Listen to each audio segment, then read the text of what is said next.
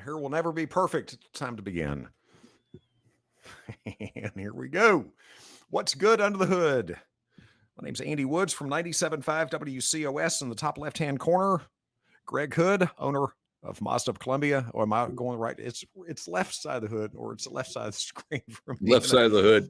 And opposite of Greg Hood is our friend Rob Sanders from Fox Sports Radio, 1400 WCOS AM. What's up, fellas?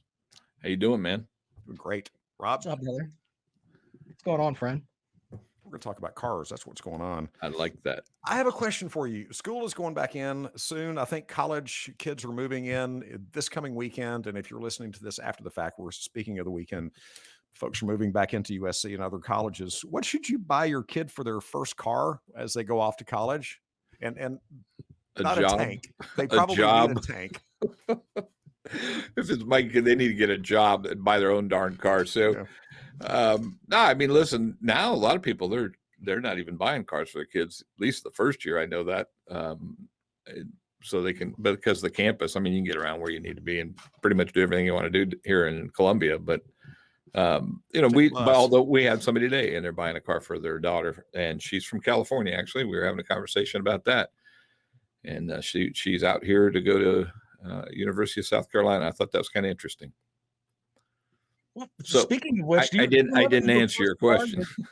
What was that, Rob? I was gonna go into my parents were in that boat that they didn't buy me my first car. I had to buy my first car, but did your parents buy you a car, Andy, or is that how that worked? Or? They bought me a 1972 Chevy Nova, which was a gas guzzler. That's a great car, though. It was a great car. It was in great condition. It was like a wasn't maroon. It was kind of a between maroon and red. And then I didn't like to pay for gas for that, so I got a Chevette, which was a POS. That's not a great car. It was a terrible car.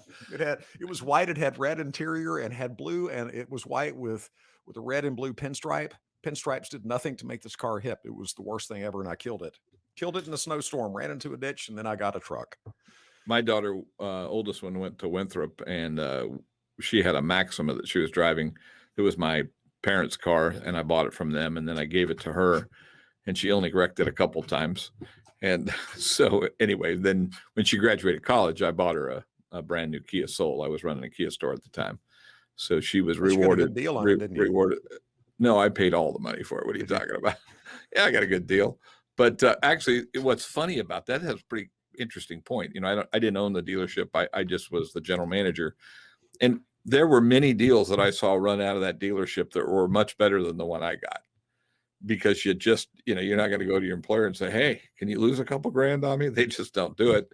But the second thing is you better buy it from your employer or you're going to have a new employer. So it was kind of one of those deals. But and then my youngest, she went to esthetician school. So, and when she graduated high school, I actually took her out of the car she was in and I put her in a Dodge pickup, a lifted one. She's wonderful. She's cute and she's a little rednecky. So I was about to say she sounds like a Bellamy Brothers song, a redneck girl. Yeah, she's beautiful. Awesome. She's absolutely beautiful. I mean, both of my girls are stunning. They look a lot like their mom, obviously, but she got a lifted pickup and absolutely loves it. So that's her deal.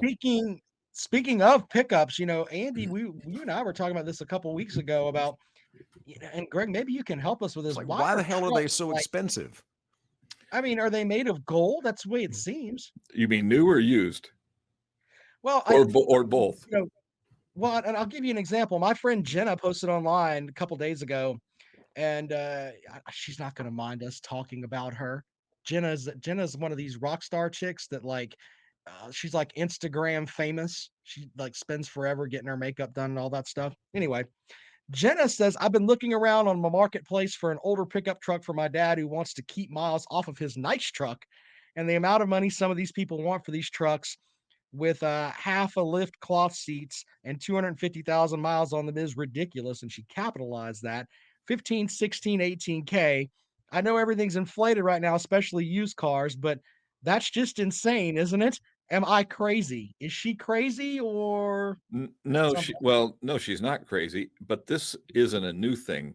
Are the prices a little inflated now compared to what they were? Yeah, But I will tell you this: if you went back 2 years ago, they were still crazy for a used one. The price of a new one is a lot, so that kind of helps that part. But I was looking. I have a piece of property that I live on. It's not huge, but it's. I wanted kind of call it a trash truck. I'm going to do the landscaping and all the stuff on the yard, and I wanted something that I could throw dirt in and rocks and all that stuff and not mess it up.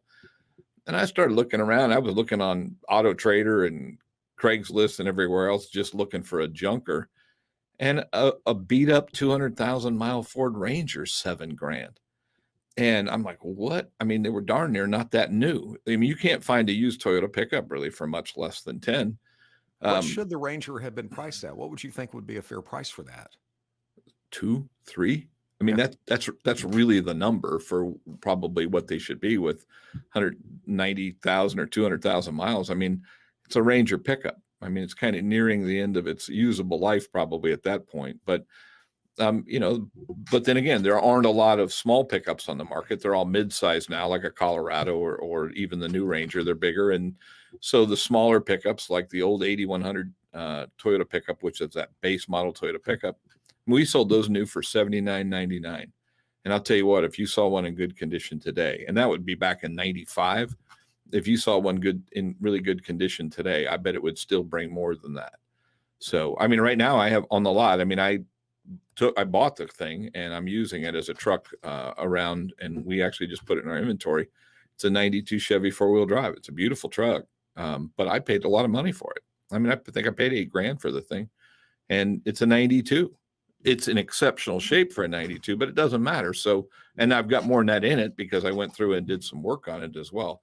So to answer the question, 29-year-old vehicle. That's almost a 30-year-old vehicle. yeah, except for it's got a lot of cool to it. It's good looking. I mean, Yeah. that was a great range of years for Chevy pickups when you had the ones that were squared off in the '80s, which are kind of making a resurgence now because they're a inexpensive vehicle that a guy could buy for $3 or $4,000 and turn into kind of a hot rod.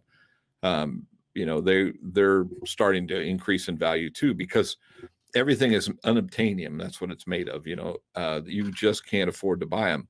And then which flips over to what a new pickup is. I mean, there's new pickups out there that are touching close to $100,000. And so, if one depreciates to in half, after 4 or 5 years in theory, although they aren't right now, but normally, so now you were started at 85 or 90. And so now you're at 40 on a truck that's 5 years old with, 80,000 miles on it. And where do they go from there? I mean, they're not going to get down to $10,000. They just never will. Do they cost that much more to make a pickup, or is it just what the market will pay for it? Well, I think that's the manufacturer's profit centers. If you look at Tahoes and Suburbans and, or SUVs, I'm using those as an example, or a Ford pickup or whatever, those are where they make their money. When they build a Chevy Cruze or a Toyota Corolla or whatever, they don't make any money. I mean, because it probably, and this is me kind of talking a little bit out of my hind end because I don't know this part to be a fact, but it probably doesn't cost them a whole lot more money to make the Toyota Corolla than it does the Tundra. I mean, you got bigger wheels and tires, and those cost more. And you got some other stuff, but they all have a steering wheel, a radio, air conditioner, tires, wheels, fenders. And so you're telling me you're adding a little bit of metal and a bigger motor, and that equals $40,000? Probably not. No way. And you don't. The what will show that as well is, and the dealer don't participate in that. This is outside looking in, but when a manufacturer puts a $8,000 rebate on a pickup like they did 3 years ago or 2 years ago, they got $8,000 to hand out to a customer back against it. So you can't tell me that they're not making a lot of money on those. But once again, one offsets the other. And so to make a car, they're not making money on a smaller car, and they have to make more money on the other. And so that's how they do it. And that's why they're so expensive. And people pay it. So the original question why- was, go ahead, Rob. Go ahead, Rob. No, I'm just wondering. I mean, you're saying they're not making any money off a small car. Then the entrepreneurial side of me says, then why the hell are you making small cars? If you're not going to make any money off of them, Because why not? because you have business and make trucks. no, but you have to have a spread. There's brand loyalty you're looking at too. I mean, so you're looking at an individual thing, and a manufacturer of a car dealer, we're looking at retention.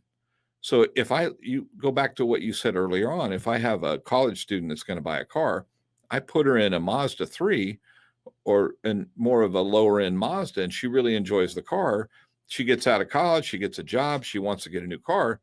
She's going to step up. So now all of a sudden she goes, well, I'm going to go look at the Mazda because I really like this. It was great. And so she stays in it. So it's an advertising and marketing investment in them to make that car. There is a demand for the car, although cars are going away. So the thing that we're starting to see now is the crossover as the base, more of a base model than we are the regular four-door car. So most of the manufacturers are dropping. I mean, I don't even think Chevy's, other than a Camaro, what are they making in a car now? Hardly anything. So, they're just going away. So but you got to have an entry level car, and you got to give somebody a taste of a brand so they'll continue that on. So it's a gamble.